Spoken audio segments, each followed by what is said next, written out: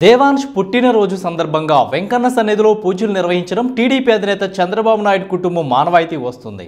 నేడు దేవాంశ్ పుట్టినరోజు సందర్భంగా నారా భువనేశ్వరి, లోకేష్, బ్రాహ్మణి, దేవాంశ్ ఇతర కుటుంబ సభ్యులు తిరుమల వెంకన్నను దర్శించుకున్నారు.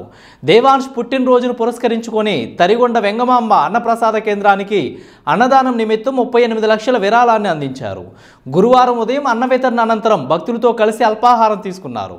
అన్నప్రసాద వంటశాలను సందర్శించి అన్నదాన వివరాలను వాకప్ చేశారు.